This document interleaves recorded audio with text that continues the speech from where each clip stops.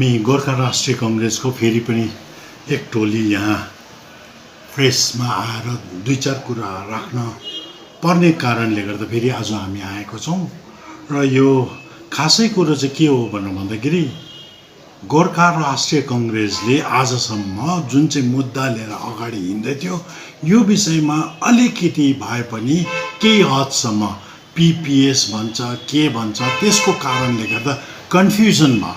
त्यो कन्फ्युजन क्रिएटलाई त्यसलाई चाहिँ क्लियर बनाउनको लागि गोर्खा राष्ट्रिय कांग्रेसले एउटा चिठी मेमोरेन्डम प्राइम मिनिस्टर अफ इन्डियालाई दिएको छ र यो प्राइम मिनिस्टर अफ इन्डियालाई दिँदाखेरि यहाँनिर copy to honourable home minister chief minister of Sikkim his excellency governor of West Bengal his excellency governor of Sikkim र member of parliament Darjeeling Raju विष्टलाई पनि कपी दिएको छ र यो दिनुको खास कारण यहाँ हामीले 9वटा पोइन्टहरू लेखेर दिएको छौँ र यो विषयमा हामीले किन 9वटा पोइन्ट लेख्न पर्यो भनेर भन्दाखेरि बाध्यतामा परेर हामीले लेखेर पठाएको छौँ अनि मेल पनि गऱ्यौँ।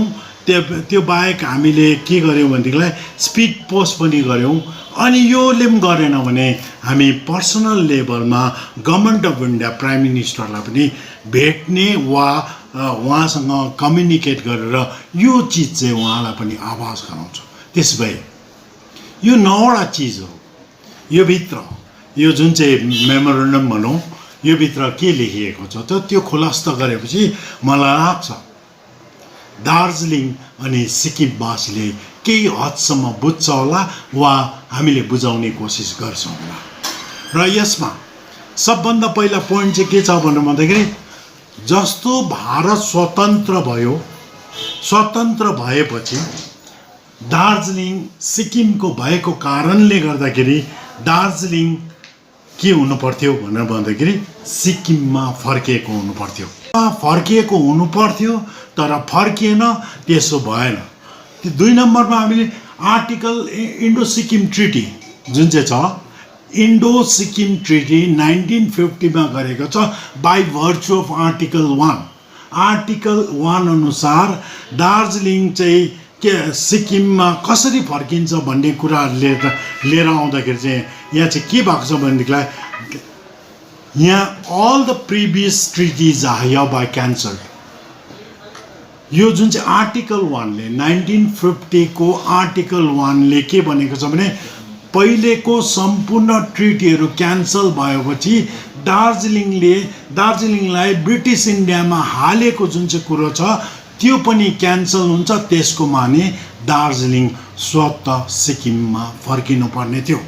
तेस्रो दार्जिलिङको आफ्नो जग्गा र जातिलाई हेर्दाखेरि सिक्किमको सन्दर्भ जहिले पनि जोडिन्छ किनभने दार्जिलिङ सिक्किमको अभिन्न भूभाग भनेर हामी धेरैपल्ट भनिसकेको छौँ र सिक्किम 1975 सालमा भारतको 22औं राज्य भयो र 22औं राज्य भएपछि के हुन्छ त भनेर भन्दाखेरि त्यति बेला पार्लियामेन्टमा क्वेसन भएको छ। क्वेसन हुँदाखेरि Indira Gandhi then she was prime minister of India भएको कारणले गर्दा क्वेसनको उत्तर उहाँले क्वेसन हुँदाखेरि what will be the fate of district of Darjeeling. Sikkim त इन्डियाको 22nd स्टेट अफ इन्डिया भयो। What will the fate of the district of Darjeeling भन्दाखेरि त्यति बेला इन्दिरा गान्धीले उत्तर दिनुभएको छ there has been no demand from any responsible quarter of Sikkim claim over the district of Darjeeling भनेर दिएको छ। यो अझै पनि कुनै पनि इन्डियन सिटिजनले भारतको संविधान भित्रको प्रोसिडिङ्समा आर्काइभ्समा गएर अथवा प्रोसिडिङ्समा गएर हेर्यो भने यो चिज पाइन्छ। भन्नुको तात्पर्य दार्जिलिङ चाहिँ सिक्किमले त्यति बेला पनि मागेको भए दार्जिलिङ सिक्किमको हुने थियो तर त्यो मागेन र यस कारणले गर्दा दार्जिलिङको यो त्यो बाहेक अन बिहाफ अफ द छोगेलको विषयमा कुनै पनि अस्ति हामीलाई भनेको छ गिफ्टको विषयमा गिफ्टको कुरा गर्दाखेरि कुनै पनि गिफ्ट अथवा दार्जिलिङ कुनै पनि ट्र्याक दिएको कसैलाई पनि दिएको छ भने त्यसले यो बताउँदैन सम्पूर्ण पोलिटिकल र लेजिस्लेटिभ अथवा राजनीतिक अनि जति पनि लेजिस्लेटिभ भनेको चाहिँ पार्लियामेन्टमा हुने जति पावर्सहरू छ त्यो चाहिँ ट्रान्सफर गरेको भनेर बुझिँदैन। अर्थात् दार्जिलिङ सिक्किममा फर्केको हुनुपर्छ भनेर श्रीधर डिकेसनले 10 पेज मेमोरेन्डम गभर्मेन्ट अफ इन्डियालाई बुझाएको छ। त्यो बाहेक अब के भयो त भन्दाखेरि त्यस्तो कुराहरू डिस्कसन हुँदा हुँदा बिसिरहेको पालामा दार्जिलिङ जुन चाहिँ छ बिसिरहेको पालामा दार्जिलिङमा चाहिँ के गरे त भन्दाखेरि 30 अप्रिल 1954 मा त्योभन्दा अगाडि चाहिँ दार्जिलिङ काटालुङ भइरहेको थियो। 54 मा चाहिँ यो सब डिस्कसनहरू मेटाउनुको लागि यो अब बुद्धि राम्रो चलाएको छ भन्नुपर्छ हामीले। बुद्धि कसरी राम्रो चलाएको छ भने दार्जिलिङ त बङ्गालको थिएन, बुद्धि चलाइवरिकन एब्जर्भ लज एरिया एक्ट अनुसार त्यति बेला दार्जिलिङलाई सिक्किममा हाल्यो, जुन चाहिँ कुरो बङ्गालमा हाल्यो जुन चाहिँ कुरो हामीले बारम्बार भनिरहेको थियौँ। र यो जुन एब्जर्भ लज एरिया एक्टलाई हामीले के गर्यौँ त भन्दाखेरि पछि कोसिस गरेर हामीले रिपिल गरेको छौँ। रिपिल गर्दाखेरि 2018 मा एक्ट 4 अनुसार रिपिल वा रद्द भएको छ। त्यसको कारणले गर्दा अब दार्जिलिङ चाहिँ कहाँ बस्यो त भन्दाखेरि it has been remained in the legal limbo भनेर भनिन्छ। मतलब कानुनी ढङ्गले न यो स्वर्गमा छ यो नर्गमा छ, स्वर्ग र नर्गको बिचमा त्रिशङ्कुमा झुन्डेर बसेको छ। अब प्रश्न उठ्छ दार्जिलिङलाई कसले चाहिँ लिने? अब दार्जिलिङ बसेको पनि होइन, बङ्गालले कतिवटा कानुन लगायो भने या जबरजस्ती गर्यो भने यहाँनिर अप्ठ्यारो पर्छ, असुविस्ता हुन्छ। आज भोलि त केही हुँदैन होला, पछि खोज खबर हुँदाखेरि कोही राम्रो स्थानमा बस्ने व्यक्ति अनि व्यक्तित्वहरू पनि कोर्टको कचहरीमा जानु चाहिँ नपरोस् भन्दछौँ। यो रिपिल भएको छ, रद्द भएको छ। दार्जिलिङ अब कहाँ जाने कसो गर्ने भन्ने स्थिति आएको छ। यस कारणले गर्दाखेरि यो जुन चाहिँ रिपिल गराउनुको लागि गोर्खा राष्ट्रिय कङ्ग्रेसले धेरै पापड बेलेको छ। र त्यति बेला 30 अप्रिल 1954 मा हाम्रो बङ्गालले चाहिँ एउटा भुल धारणामा बस्यो। त्यो चाहिँ के हो भन्दाखेरि दार्जिलिङ चाहिँ बङ्गालको अभिन्न भूभाग भयो भनेर भन्यो। त्यसलाई सपोर्ट गर्नुको लागि के अरे यो हाम्रो 2007 को बागजतिन पाकमा त्यति बेलाको चिफ मिनिस्टर बुद्धदेव भट्टाचार्यले दिएको स्पिच अनुसार चाहिँ के भनेको छ भन्दाखेरि if 6th schedule is enacted in the winter session of the parliament the territory of Darjeeling will become a part of West Bengal forever भन्नु मतलब सदाको लागि दार्जिलिङको भूभाग चाहिँ 6th शेड्युल बनायो भने चाहिँ हाम्रो हुन्छ बङ्गालको भने मतलब बङ्गालको थिएन। त्यसै कारणले गर्दा यो एक्टलाई रिपिल भएको छ। यो एक्ट चाहिँ कसरी रिपिल भयो भने repealing and amendment second act 2017 number 4 of 2018 5 जनवरी 2018 मा चाहिँ यो के भयो भने रिपिल वा रद्द भयो। यस कारणले गर्दा दार्जिलिङलाई अब जसले डिमान्ड गर्छ, जसको भूभाग हो उसले माग्यो भने पाइहाल्छ भन्ने गोर्खा राष्ट्रिय कङ्ग्रेसको विश्वास छ। अब त्यो बाहेक चाहे सिक्किममा होस् चाहे दार्जिलिङमा होस्, तीनटा जात प्रोमिनेन्ट जात छ, त्यो नेपाली, भोटिया, लेप्चा।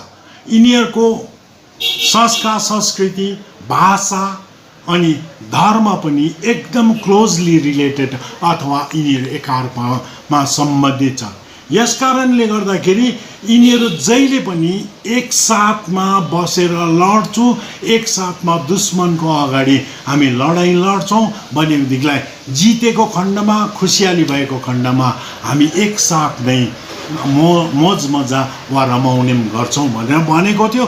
त्यो मिटिङलाई चाहिँ ट्राइपार्टेट मिटिङ भनेर भनेको छ।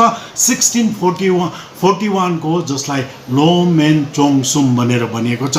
लोमेन चोङसुमको अनुसार चाहिँ के भएको छ भनेर भन्दाखेरि दार्जिलिङ पनि सिक्किमको साउथ सिक्किम थियो। चाहे साउथ सिक्किम दार्जिलिङ थियो भने अहिलेको जुन चाहिँ सिक्किम छ त्यो दुईटैमा बसोबासो गर्ने जातिहरू जति पनि छ तिनीहरू सबै सिक्किमिज नै हुन्। अहिले पनि म यहाँबाट आजको दिनमा पनि डिक्लेयर गर्छु, तिनीहरू दार्जिलिङको साउथ सिक्किममा बस्ने दार्जिलिङवासीहरू जसलाई अङ्ग्रेजले ब्रिटिस सिक्किम भनेर भन्थे तिनीहरू पनि सिक्किमिज नै हो। यस कारणले गर्दा यो सिक्किममा फर्किनुपर्छ भन्ने जुन जोड छ त्यसलाई अब दार्जिलिङलाई सिक्किम जुन चाहिँ छ साउथ सिक्किम डिस्ट्रिक्ट बनायो अरे सिक्किमभित्र हाल्नुपर्छ। अनि सिक्किमले चाहिँ यहाँ के गर्नुपर्छ त भनेर भन्दाखेरि दार्जिलिङ एउटा छुट्टो मोर पावरफुल अटोनोमस बडी दियो भने यो मिलिहाल्ने चन्द मिनटको कुरा। अझै राम्रो लाग्यो भने सिक्किम लेजिस्लेटिभ एसेम्ब्लीमा गएर सिक्किम एन्ड गोर्खाल्यान्ड पनि बनाउन सकिन्छ। यस कारणले गर्दा गोर्खा राष्ट्रिय कङ्ग्रेसको अडान के छ भनेर भन्दाखेरि अब जुन चाहिँ ट्राइपार्टेट मिटिङ हुँदैछ, यो ट्राइपार्टेट मिटिङमा चाहिँ government of India, government of Sikkim र गोर्खा राष्ट्रिय कङ्ग्रेसको ट्राइपार्टेट मिटिङ हुनुपर्छ। किनभने this land belongs to the kingdom of Sikkim. अहिलेको क्या सिक्किम जुन चाहिँ छ यसको, त्यस कारणले गर्दा यो तीनटामा हुनुपर्छ भन्ने गोर्खा राष्ट्रिय कङ्ग्रेसको अडान छ। अब यहाँ प्रश्न पनि गरिहाल्छ भनेर उत्तर पनि दिइहाल्दैछु, सिक्किमले मानेको छैन, सिक्किमले विरोध गर्दैछ, सिक्किमको एसकेएमले विरोध गर्दैछ। विरोध गर्नु उहाँहरूको धर्म हो, गरोस्, र धर्म उहाँले विरोध गर्छ भने गरोस्। तर गोर्खा राष्ट्रिय कङ्ग्रेसले एउटा अडान लिन्छ। त्यो के हो भनेदेखि जस्तो प्रकारले बङ्गालले 2 फेब्रुअरी 1986 दार्जिलिङ चाहिँ नेपालको होइन सिक्किम र भुटानको हो भनेर व्हाइट पेपर दिएको छ, त्यस्तै प्रकारले भोलिको दिनमा सिक्किमले पनि दार्जिलिङ हाम्रो लस्ट टेरिटोरी गुमेको भूभाग होइन भनेर हामीलाई व्हाइट पेपर दिनुपर्छ। तब उसो हामी गोर्खा राष्ट्रिय कङ्ग्रेसको मेम्बरहरूले के कसो गर्नुपर्छ हामी गर्छौँ। र यो सिक्किम दार्जिलिङ एकीकरण चाहिँ के हो त भनेर भन्दाखेरि यो चाहिँ नेसनल पर्मानेन्ट पोलिटिकल सल्युसन त हुँदै हो। किनभने यो भएपछि अब फर्दर केही पनि जानु पर्दैन। त्यो बाहेक यो नेसनल इन्ट्रेस्टको कुरो हो। नेसनल इन्ट्रेस्ट राष्ट्रिय के अरे उनीहरूको राष्ट्रिय पोलिटिकल इन्ट्रेस्टको कुरा हुँदा हुँदा त्यो बाहेक नेसनल सेक्युरिटीको पनि कुरा हो, राष्ट्रिय सुरक्षाको पनि कुरा हो, राष्ट्रिय सुरक्षा बाहेक राष्ट्रिय अखण्डताको पनि कुरा हो। त्यस कारणले गर्दाखेरि गोर्खा राष्ट्रिय कङ्ग्रेसले प्राइम मिनिस्टर अफ इन्डियालाई यो रिक्वेस्ट गरेर दिएको छ, यो लेखेर दिएको छ, चिठी पठाएको छ, मेल गरेको छ। दुईटा प्राइम मिनिस्टर अफ इन्डियालाई दुईटा मेल गरेको छ, अरूलाई home minister, governor, chief minister of Sikkim यिनीहरूलाई पठाएको छ। यो हामीले पठाएको छौँ। किन पठाएको भन्दाखेरि सत्य र तथ्य भन्ने कुरा यही हो। मान्नु नमान्नु उहाँहरूको भोलिको दिनमा कुनै पनि पोलिटिकल केओस भयो भने, पोलिटिकल झमेला भयो भने, यहाँ दार्जिलिङमा आएर कुनै पनि तलमाथि भयो भने हामी जिम्मेवार हुँदैन। त्यो जिम्मेवार prime minister of India, chief minister of Sikkim अनि governor of Sikkim, governor of West Bengal अनि हाम्रो यो जुन चाहिँ मेम्बर अफ पार्लियामेन्ट दार्जिलिङको हुनुपर्छ। उनीहरूले रेस्पोन्सिबिलिटी लिएको हुनुपर्छ। किनभने हामी इन्डियन हो, खाटी इन्डियन हो, हामीले पाउनुपर्ने लेजिस्लेटिभ र पोलिटिकल राइट हामीले पाएको हुनुपर्छ। यो हामीलाई झुन्डाएर, हामीलाई बिचमा झुन्डाएर लिम्बो भन्छ नि त्यसमा झुन्डाएर स्वर्ग र नर्कको बिचमा राख्नु पाउँदैन भनेर हामी कडा अडान लिन चाहन्छौँ।